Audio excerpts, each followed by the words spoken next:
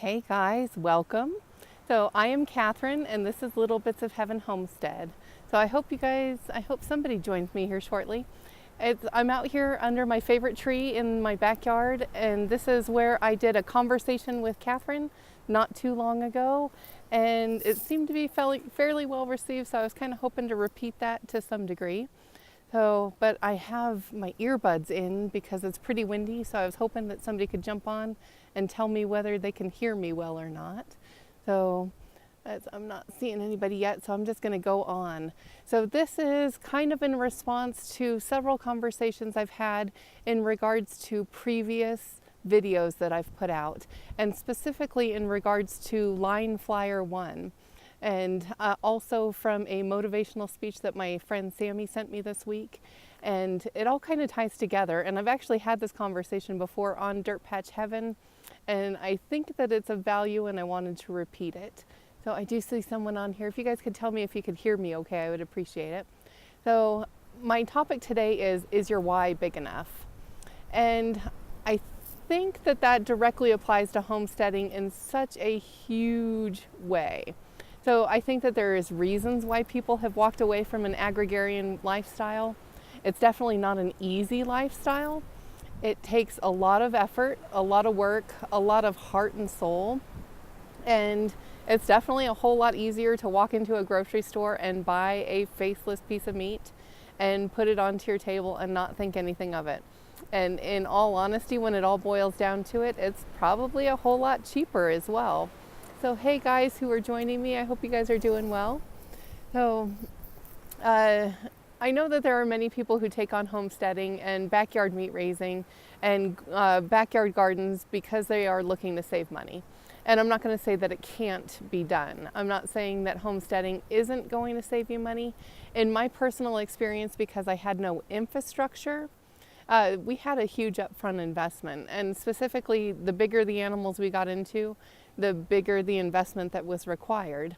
So if you guys saw my friend Nick from Hostile Hair, who was here this weekend, he makes and sells cages. And so if you're looking to make some pre-made products, be it for whatever animal, you're going to pay for them. It's definitely got an expense and an investment involved.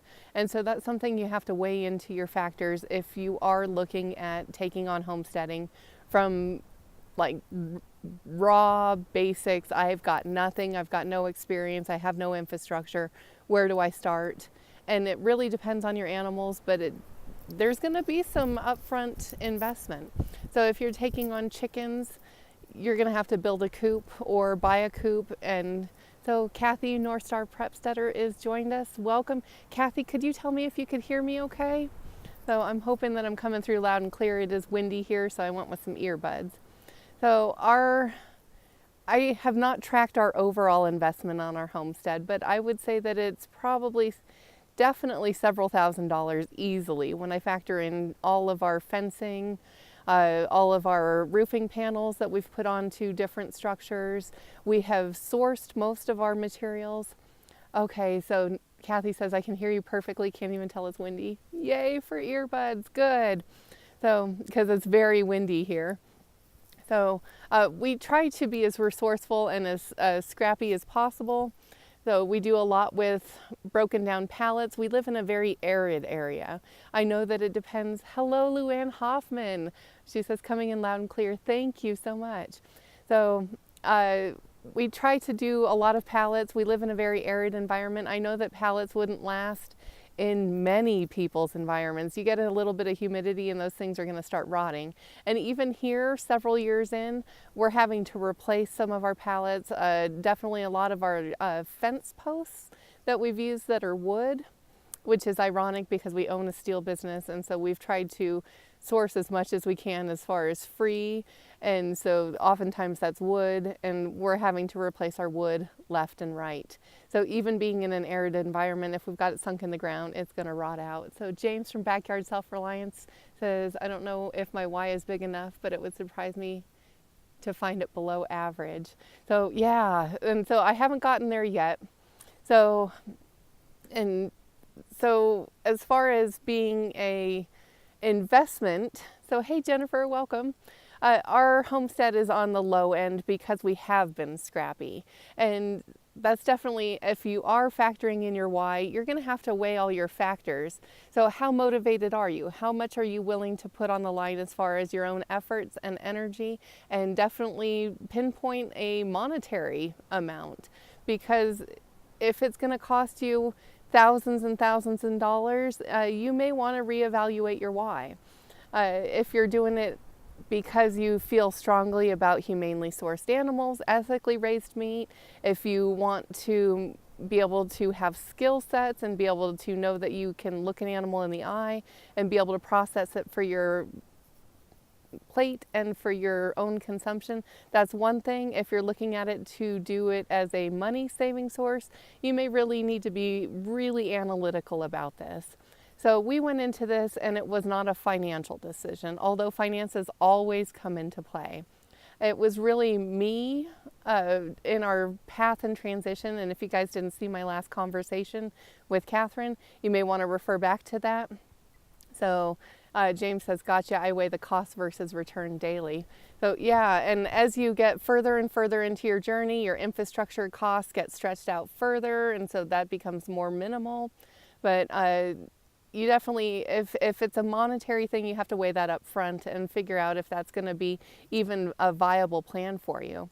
So because I went into this as a journey from prepper to realizing that I had little to no skills, and that really terrified me.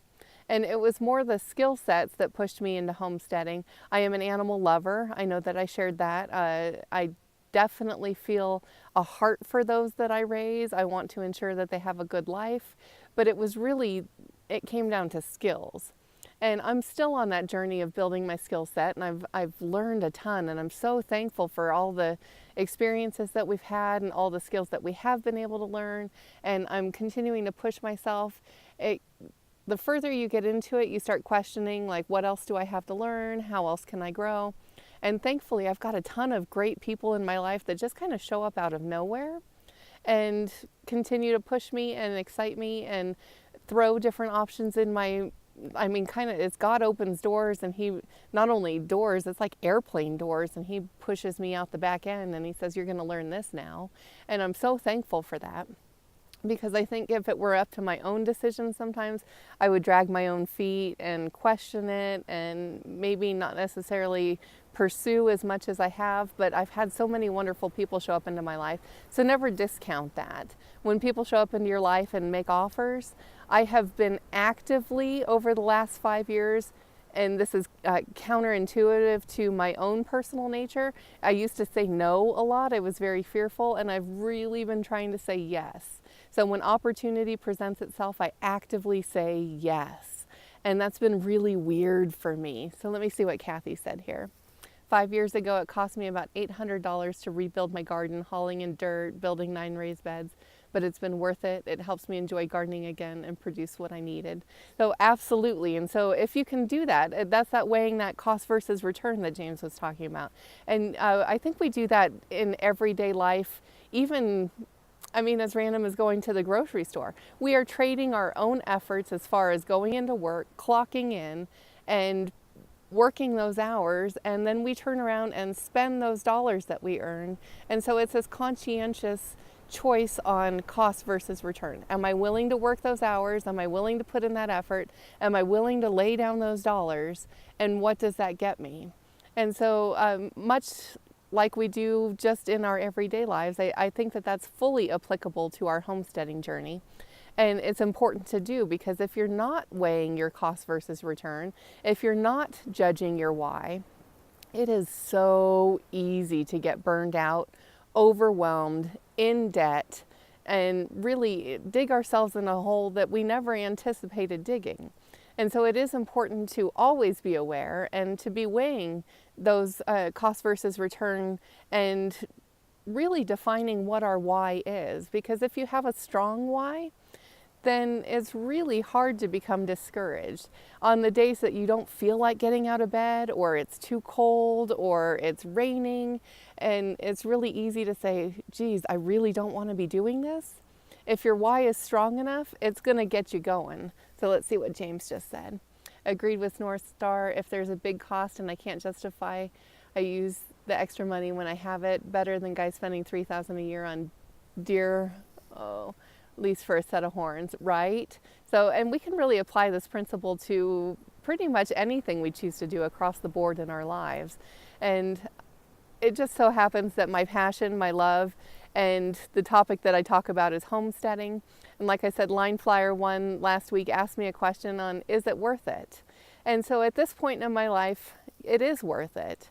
And I'm getting, my reward is so much stronger, so much larger than the cost involved and the time and energy put into it. Do I absolutely love the work every day? Not necessarily. Can I say that I am thrilled to go scoop poop every other day? Not really. Do I enjoy the reward that I get from it? Absolutely. And so because I can see this reward across the board, even for random things like scooping up poop, because there is, it's a tangible thing. I can see it, I can look at it, and I can visualize how this is benefiting not only me personally and my own health and my family, but I can see how it actively benefits my homestead on the daily. And so that, it feeds my soul. And so if I get to the point where my why isn't strong enough, then I'm also fluid enough to say, okay, maybe this isn't my path anymore. As I am battling, and I know that I shared with you guys, I have a coyote that is actively preying on my flock. And I'm actively working on growing my flock. Hey Lana, welcome. And it's really discouraging to watch my flock be picked on and to come out every day. In fact, this is my favorite tree to sit under. I know I told you guys that recently. And I am just feet from a crime scene. So apparently a coyote came out and got one of my chickens pretty much right in front of my husband and daughter the other day. And they followed him, her, I'm not exactly sure, right here to my favorite tree. And I found that get a llama, that's an option. I've thought about it. It's definitely on my list of possibilities. Ironically, you can justify all sorts of weird stuff when you're a homesteader, like, yeah, a llama makes sense. Maybe I should get a couple. So, or a donkey. I understand donkeys can also be aggressive with goats. I've heard wonderful things about donkeys. I love donkeys. I used to do a newspaper route, and there was donkeys on my route, and they would run out to see me, and I'd love to pet them. So I love donkeys, but I'm afraid that because I have heard that they will kill goats as well. So I'm not sure that that would benefit me any. But definitely a llama is appealing to me for some weird reason. I'm looking at livestock guardian dogs as an option. I haven't necessarily needed it. This has been my worst year for predation ever. So I've taken a couple losses here and there in the past. This year has been really hard. So Luann says miniature donkeys. I'll have to look into them and see if they also have aggressiveness with goat issues, because that would be my primary and really only concern. Yeah, Lana says great hair from a llama. Alpaca specifically would be great for spinning, and that would go hand in hand with my skill set building and projects that I'm already working on. Kathy says a live trap, definitely an option. I do have bait out right now, and I brought, this is my dad's 1022, and I brought out my target. I'm going to make it a goal every day to spend some time target practicing. This is a zombie pig because I do have a fun sense of humor. So, or at least I think it's fun. You got to enjoy life each and every moment, make it fun any way you can. So I bought a whole bunch of like zombie targets several years ago, and they're fun to shoot at. But so yeah, I've got this coyote that's preying on my flock, and it's hard emotionally to put a lot of time and energy invested into my flock because I hatch them myself. I mean, I go from an egg to an itty bitty chick to teenage chicks that I let out and I watch them free range, and then my flock shrinks. And it's really sad to see. So I've got this little crime scene sitting just a few feet from me. So apparently this coyote, not only is this my favorite tree, this is the coyote's favorite tree to sit and eat my chickens under. And I think that's, I would say ironic, but I think that is kind of God speaking to me as well, that it's that whole circle of life. And as I am building my skill set, part of my skill set is accepting losses and learning how to overcome those losses. And apparently I'm going to learn how to hunt coyotes, because that's something that is not in my current skill set, but is going to be. So Kathy said he likes your scent. Hey Amanda, welcome. So I don't know if the coyote likes my scent, but she definitely likes my chickens. And I don't like that she likes my chickens. And so we're going to have a conversation about that. And I'm going to win. So because if anything, I have learned in this journey that I am persistent. I am a whole lot stronger than I thought I was. That my skill sets can continue to grow. They will continue to grow. So Amanda says, I can help with that. I'll take you up on that. Come hang out with me and hunt with me, Amanda. I would love that. So in fact, we could have a lot of fun together. Let's do that. So Kathy says, I'm higher on the food chain. Absolutely. And I've had this policy of coexistence, and I've been okay with a couple losses here and there. I am not okay with them decimating my flock. I am not okay with this coyote coming out right in front of me and trying to grab birds boldly just feet from me. I am not okay with this coyote coming out feet from my own child. And so the tables have turned, and I'm going to win. And I have no doubts that I am going to win. And I am far more patient, and I am far more persistent, and I am definitely consistent. So that is something that this journey has definitely proven to me. Where I questioned my own abilities before, I have no doubts now. I am frickin' strong. And so when there is adversity, and do be aware that anything worth having will come with adversity. And so it is your job, and part of your why is to define on whether you're sticking with it or not. And so in this situation, I could say, it's not worth it for me, and I'm just going to give up on my free range flock. Or, hey, Homestead in the Highlands, welcome. I'm glad you caught me too. So part of my why is I could say, maybe my flock isn't worth it. And that definitely is an option, maybe, because we're not big chicken eaters. We eat a lot of rabbit. My rabbits are safe. My rabbits are producing. So it's one of those weighing my options and being fluid. So Lana wants to know what coyote tastes like. Don't know, but I may find out. So because I'm all about not wasting as well. So I will probably tan a coyote hide, and we may learn what coyote tastes like. And I'm totally open to those new possibilities. And even when it's countercultural and weird, I'm okay with being the weirdo in the room. So, but yeah, define your why. And do know you are going to come up against adversity, that is part of the challenge. Is if any of this was easy, everybody would be doing it. If it were easy, people wouldn't have walked away from this lifestyle in droves. So there are reasons why that backyard homesteaders are now fewer and far between, but there is also reasons why we are coming back with a vengeance. So stick with it, define your why, know that it's not going to be an easy journey, but know that as long as your why is strong enough, and if you've got the motivation, you can do this too. So that's really all I had for tonight. I am going to hike back over the hill, and I am going to shoot at my zombie pig, and I am going to wait for this coyote. We do have bait out, and maybe my friend Amanda will come and join me and we'll hunt together.